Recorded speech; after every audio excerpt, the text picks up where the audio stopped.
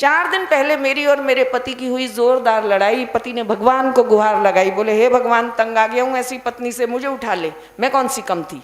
मैंने कहा हे भगवान मैं भी तंग आ गई हूँ ऐसे पति से, तू मुझे बुला ले। पति बोले भगवान जी मेरी एप्लीकेशन छोड़ दे, इसकी लगा ले। अच्छा इन पतियों को तो कुछ भी कहो, इनको ना पत्नी में बुराई नजर आती है अभी, है ना, ये सच्चाई है। अब मैंने उनसे कहा कि ये सर्दी का मौसम है, गाजर चुकंदर खा लिया करो। बोले इससे क्या होगा। मैंने कहा इससे खून गाढ़ा और लाल हो जाएगा। बोले अच्छा तुझे मतलब विटामिन वाला खून चूसना है। कुछ भी कह लो, उसको पता नहीं कहाँ ले जाते हैं। अभी रास्ते में देर हो गई थी, एक चप्पल की दुकान थी। विनोद बोला दीदी मेरी पत्नी के लिए चप्पल खरीदनी है, पसंद करा दो। मैंने चप्पल पसंद की, ऐसे देख रहा, कह रहा नहीं कोई हल्की दिलवाओ। मैंने कहा क्यों। बोले कोई भरोसा नहीं कब मेरे पे ही ठोक दे।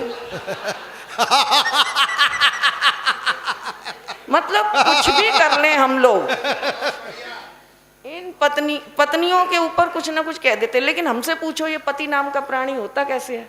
मैडम मैं सच कह रही हूँ, मैं एक चैनल पर गई, उन्होंने कहा आप पतियों पे बहुत कुछ बोलती हैं, तो आप बताइए अच्छा पति कैसा होता है। तो मैं बोलती अच्छा पति, इतने में हरियाणा वाली बैठी हुई थी।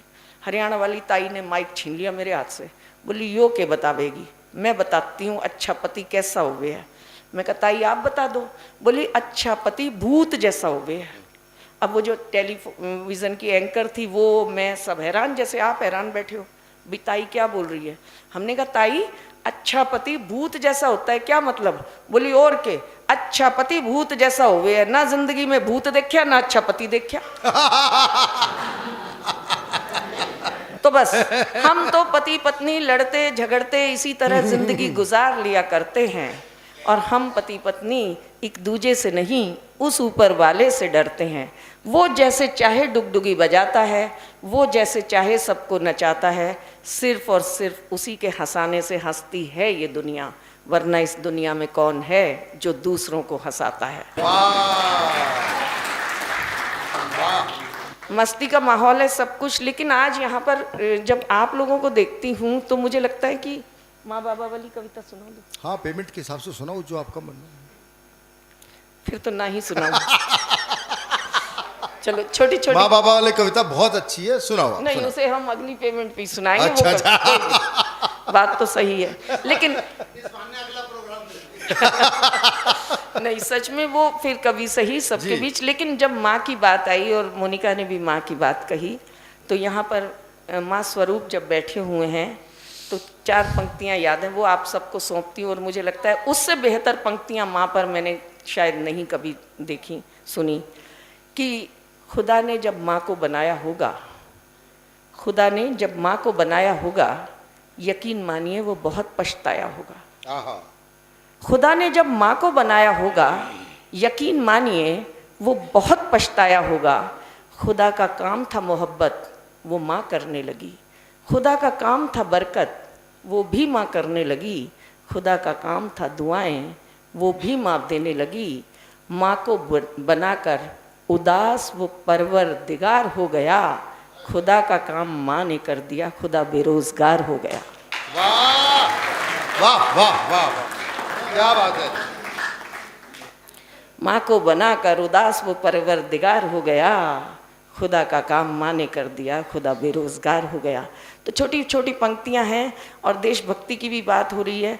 मुझे एक बात समझ नहीं आती कि अगर ये पाकिस्तान नहीं होता तो ये हमारे जो कवि हैं देशभक्त के, वीर रस के, ये क्या करते हैं।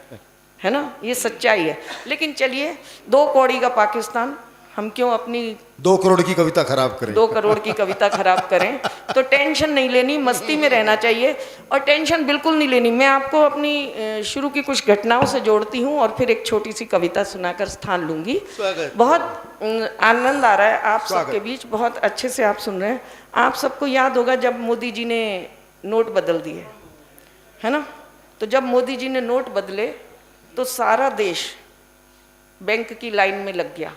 लेकिन मेरे पति रोज 8 बजे टीवी के आगे बैठ जाते थे। मैंने कहा सरदार जी 2016 नोट बदल रहे हैं और आप टीवी के आगे रोज बैठ जाते हो 8 बजे। बोले ये 56 इंची सीना कुछ भी कर सकता है। मैंने कहा आपको किस चीज़ का इंतज़ार है। बोले मैं तो उस दिन का इंतज़ार कर रहा हूँ जब ये आए और कहें मेरे प्यारे देशवासियों, ये जो आपके पास आपकी धर्म पत्नी है, ये 29 फरवरी तक ही मान्य रहेगी।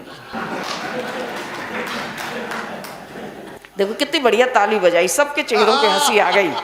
मतलब इस उम्र में भी पत्नी बदलने का दम है सब में।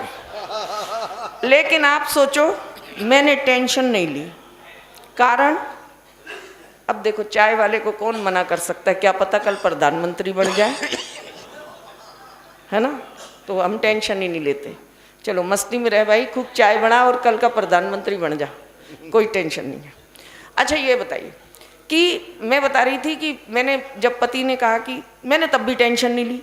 कारण, जो पति 500 रुपये का नोट बदलवाने बैंक की लाइन में नहीं लगा, वो 55 किलो की पत्नी बदलवाने कहाँ जाएगा। और एक बात और है, आप सबकी हंसी ने भी बता दिया, अगर हमारे हिंदुस्तान में पत्नी बदलने की नौबत आ गई, विनोद भाई फोन पे पत्नी ढूंढने लग गया कौन सी, अगर हमारे हिंदुस्तान में पत्नी बदलने की नौबत आ गई तो बैंक तक जाने की नौबत ही नहीं आएगी, अड़ोस पड़ोस में ही बदल ली जाएगी। तो मस्ती में रहना चाहिए। और जैसे मैडम आप बैठे हो ना, ऐसे ही एक सज्जन बैंक में गए। अब वो सज्जन गए तो उस समय नोट बदले जाते थे तो आपने देखा स्याही लगा देते थे, तो वो उनके देखा, उन्होंने स्याही लग गई। बोले बेटा ये स्याही कब उतरेगी। वो बोली ताऊ ये स्याही तो कई दिन तक नहीं उतरेगी। तो बोले फिर तो घनी बढ़िया बात है, आजकल कहीं डाई वाई भी नहीं मिल रही, मेरे बाला में लगा दे, कई दिन तक मैं भी जवान बना रहूँगा। तो कोई कहीं भी मस्ती कहीं से आ जाती है, सिर्फ नज़रिया बदलना सीखिए। प्रॉब्लम एक ही है हमारे हिंदुस्तान में कि हम बच्चों को अधिक कोण, न्यून कोण, समकोण पढ़ाते हैं, लेकिन जो चीज़ नहीं पढ़ाते वो है दृष्टिकोण। जिस दिन दृष्टिकोण बदल जाएगा, वाह क्या बात है, जिंदगी को देखने का नजरिया बदल जाएगा, तो हाथ से हमें चारों तरफ दिखाई देता है। क्या बात है। और इस प्रोग्राम के माध्यम से एक बात कहना चाहती हूँ कि ये हाथ, इंसान के हाथ अगर कभी किसी की मदद के लिए उठ जाएं तो मैं मानती हूँ कि वो श्रमदान की श्रेणी में आते हैं। और ऐसा कहा जाता है कि हंसने से खून बढ़ता है ना। तो अगर हमारी कुछ बातों से आप हंस मुस्कुरा दें तो आपका खून बढ़ेगा और हमारा ये काम रक्तदान की श्रेणी में आ जाएगा। और ये जो तालियां आप बजा रहे हैं, इस तरह के आयोजन मफतलाल जी कर रहे हैं। हंसने के लिए हम बहुत कुछ कहते हैं, पर मफतलाल जी इस तरह के जो आयोजन करते हो तो बहुत अच्छी बात है, ये होते रहने चाहिए। एक ऑपरेशन थिएटर के बाहर लिखा हुआ था कि खोल लेते दिल अगर मिल बैठ कर यारों के साथ, खोल लेते दिल अगर मिल बैठ कर यारों के साथ, तो आज खोलना न पड़ता औजारों के साथ। तो ये जो इस तरह के आयोजन करते हैं आप सबके बीच, वो इसीलिए करते हैं कि आप सब एक दूसरे के साथ दिल खोलकर बैठिए, मुस्कुराइए, हंसते रहिए। और जो लोग हंसते और हंसाते हैं, जो लोग हंसते और हंसाते हैं, वो मरने के बाद स्वर्ग नहीं जाते हैं। आय हाय।